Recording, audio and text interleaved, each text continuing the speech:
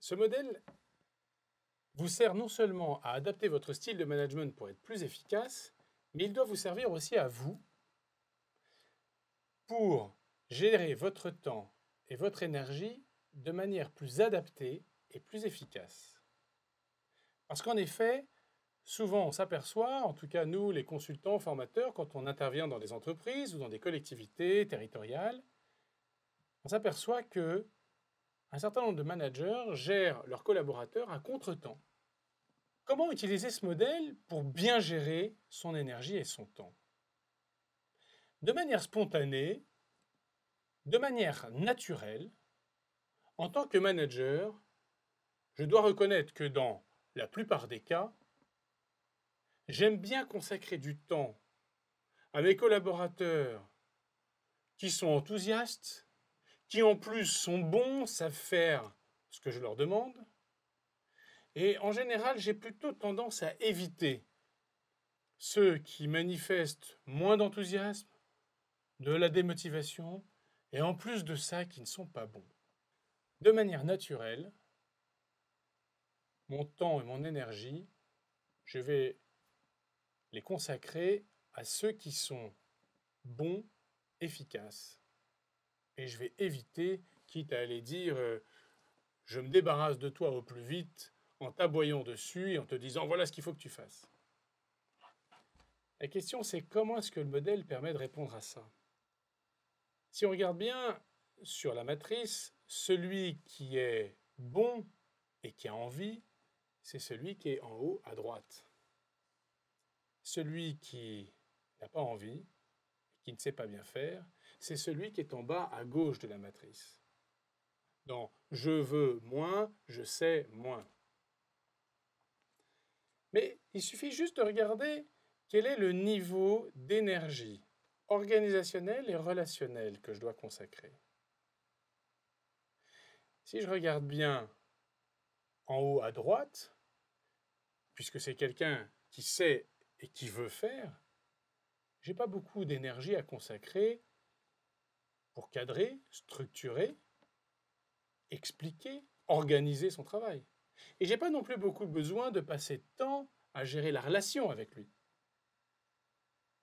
Par conséquent, je n'ai pas besoin de beaucoup passer d'énergie.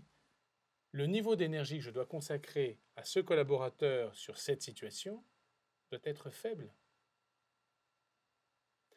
Tandis que celui qui est apprenant désillusionné, en bas à gauche, puisqu'il est sur je veux moins et je sais moins, il faut que je passe beaucoup de temps à cadrer, expliquer, organiser. Il faut que je passe du temps dans la partie relationnelle. Et c'est donc là que je devrais passer la plus grande partie de mon temps.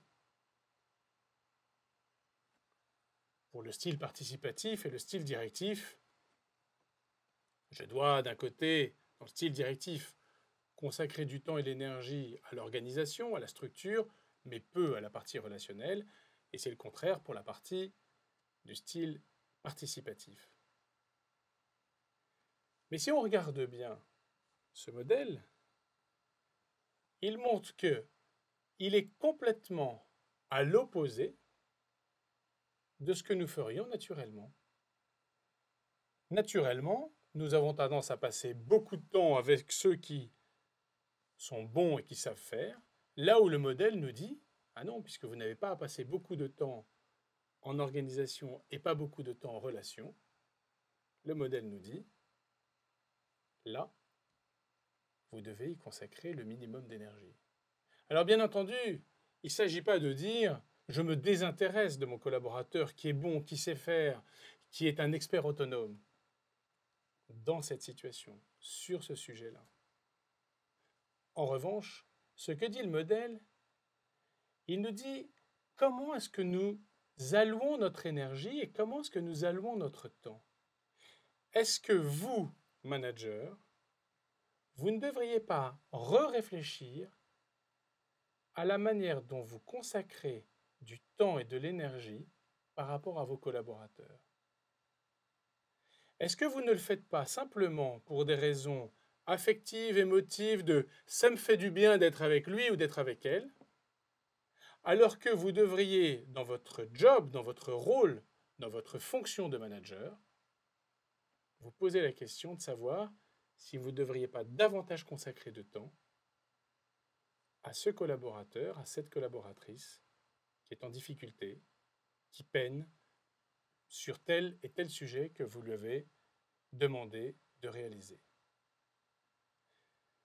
Réfléchissez bien à cette question parce que ce modèle est un modèle fondamental pour vous aider à réallouer l'énergie et le temps pour gagner en efficacité. En conclusion, en enseignement de cette séquence sur le temps et l'énergie, si vous voulez faire durablement progresser vos résultats, vous devez réallouer votre énergie pour passer davantage de temps avec vos collaborateurs les plus en difficulté.